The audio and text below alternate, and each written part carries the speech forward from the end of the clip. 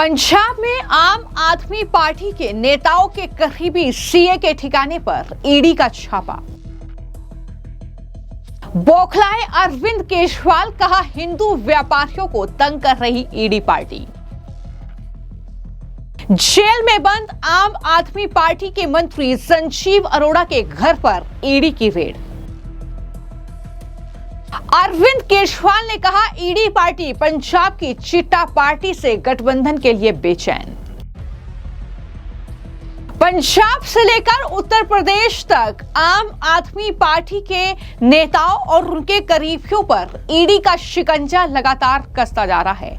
अब पंजाब में ईडी ने एक तरफ आम आदमी पार्टी के नेताओं के करीबी सीए अमित बजाज के घर पर छापा मारा है। ईडी की टीम ने मौके पर पहुंचकर जो जरूरी दस्तावेज थे और वित्तीय रिकॉर्ड थे उनकी जांच शुरू कर दी है। जो तस्वीरें भी आप देख रहे हैं, ये सीए हैं अमित बजाज, जिनके घर पर ईडी ने छापा मारा है।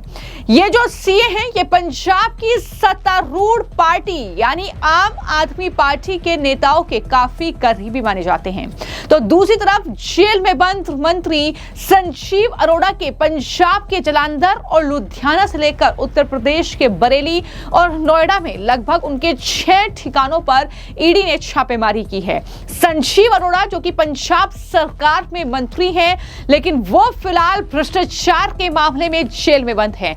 लेकिन ईडी की ताबड़तोड़ छापेमारी लगातार पूरे पंजाब और पंजाब के जो ये नेता हैं आम आदमी पार्टी के, इनके जो दिल्ली उत्तर प्रदेश में ठिकाने हैं वहां पर भी छापेमारी हो रही है। मैं आपको जानकारी दे दूं कि ईडी ने मोबाइल फोन की बिक्री से जुड़े ये 100 करोड़ रुपए के जीएसटी धोखाधड़ी के सिलसिले में पंजाब के मंत्री संजीव अरोड़ा और कुछ दूसरे लोगों से जुड़े धन शोधन मामले में ये नए सिरे से छापेमारी की कार्रवाई शुरू की है। लेकिन जैसे ही ईडी की ये ताबड़तोड़ रेड पंजाब में शुरू हुई, तस्वीरें आना शुरू हुई, तो अरविंद केजरीवाल बौखलाए हैं। ईडी को एजेंसी बताने के बजाय वो ईडी को पार्टी बता रहे हैं। उन्होंने जो ट्वीट किए हैं उसमें लिखा कि ईडी पार्टी आज फिर पंजाब के हिंदू व्यापारियों पर ईडी की रेड कर रही है। ईडी पार्टी पंजाब के छोटे छोटे हिंदू व्यापारियों को तंग कर रही है। मेरी सभी व्यापारियों से अपील है कि घबराने की कोई जरूरत नहीं है। पूरा पंजाब और पंजाब सरकार आपके साथ है। हम सब मिलकर ईडी पार्टी का मुकाबला करेंगे। ये अरविंद केजरीवाल का ट्वीट है। यहां पर वो हिंदू व्यापारियों का जिक्र कर रहे हैं, बार बार ये शब्द लिख रहे हैं।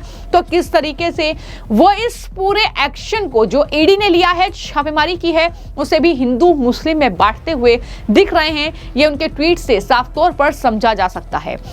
अरविंद केजरीवाल यही नहीं रुके, क्योंकि संजीव अरोड़ा के साथ साथ उनके सीए जो करीबी लोगों में से एक हैं, उनके ठिकाने पर भी रेड की गई है। तो उन्होंने लिखा कि सुना है कि ईडी पार्टी पंजाब की बेअदबी पार्टी चिट्टा पार्टी से गठबंधन करने को बहुत बेचैन है, पर बेअदबी पार्टी उनको घास नहीं डाल रही है।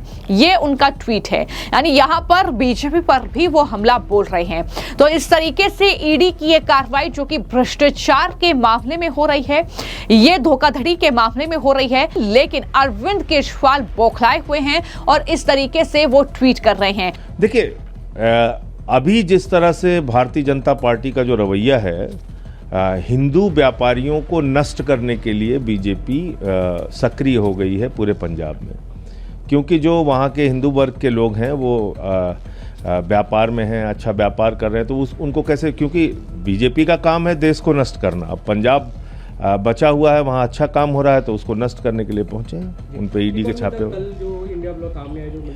कि ईडी का भारतीय जनता पार्टी और चुनावों से कोई लेना देना नहीं है। ये अपने आप में एक स्वायत्त संस्था है, ईमानदारी से काम कर रही है। मगर समस्या सिर्फ इतनी है कि जब दिल्ली का चुनाव होने वाला था तो 2022 से ईडी आम आदमी पार्टी के पीछे लग गई।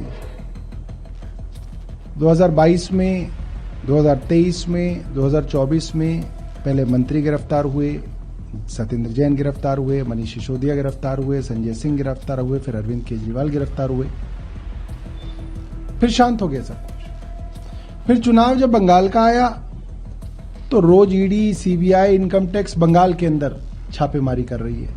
रोज ममता बनर्जी से जुड़े हुए या तो एजेंसी हो, आईपैक हो, उनके मंत्री हो, उनके विधायक हो, सब पूरा का पूरा ईडी जो है लग गया बंगाल में। अब बंगाल के चुनाव खत्म हो गए, अब चुनाव है पंजाब में और गोवा में।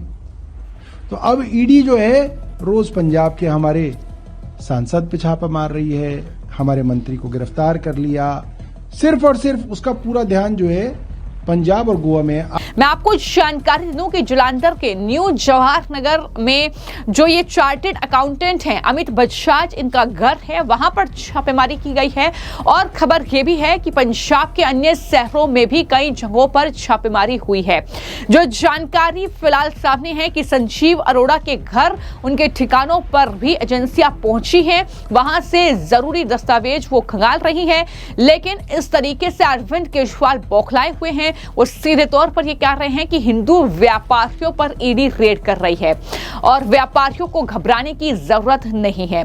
बता दें कि ईडी ने मोबाइल फोन की बिक्री से जुड़े ये कथित 100 करोड़ रुपए के जीएसटी धोखाधड़ी के सिलसिले में ये कार्रवाई की है और अधिकारियों ने ये जानकारी दी है और बताया कि पंजाब के जालंधर और लुधियाना, उत्तर प्रदेश के बरेली और नोएडा में लगभग 6 जगहों पर छापेमारी की जा रही है। उन्होंने बताया कि जिन परिसरों पर छापेमारी की जा रही है उसमें अरोड़ा से जुड़ी जो कंपनी है हैम्पटन, वो भी शामिल है। ये भी जानकारी अधिकारियों के जरिए ही दी गई है।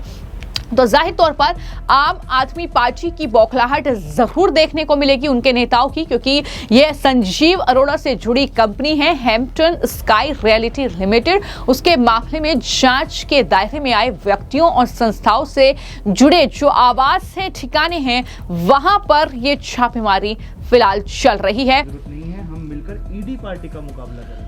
देखिए, अरविंद केजरीवाल किस प्रकार से व्यापारियों की आड़ में छुपना चाहते हैं। असल में जो रेड हो रही है वो जो आम आदमी पार्टी के सहयोगी, जिन लोगों ने भ्रष्टाचार किया है, जिन लोगों ने घपले किए हैं, उन लोगों पर रेड हो रही है। और वह सबका सब वह लोग हैं जो आम आदमी पार्टी के कार्यकर्ता हैं, सहयोगी हैं। और क्या कुछ एक्शन ईडी आने वाले वक्त में लेगी। फिलहाल संजीव अरोड़ा को तो गिरफ्तार कर लिया गया था, वो जेल में बंद हैं, वो फिलहाल न्यायिक हिरासत में हैं। अरोड़ा पंजाब में विद्युत उद्योग और वाणिज्य मंत्री थे। अरोड़ा की गिरफ्तारी के बाद मुख्यमंत्री भगवंत मान के नेतृत्व वाली पंजाब सरकार ने उनके विभाग को अन्य मंत्रियों को आवंटित कर दिया है। लेकिन देखना यह भी होगा कि जो आम आदमी पार्टी के नेताओं के करीबी सीए हैं, उनके ठिकानों पर भी जांच चल रही है, वहां से ईडी को क्या कुछ बरामद होता है। क्योंकि वो तस्वीरें भी हमने देखी थी कि जब पंजाब में छापेमारी हुई और खिड़कियों से नोटों के थैले नीचे फेंके गए थे, तो ये भ्रष्टाचार तो उजागर हुआ है। अब आने वाले वक्त में इस रेड में क्या कुछ खुलासे होते हैं, कितनी गिरफ्तारियां होती हैं और अरविंद केजरीवाल की बौखलाहट की वजह क्या है, इसको लेकर आपकी क्या राय है, हमें कमेंट बॉक्स में जरूर लिखें। धन्यवाद।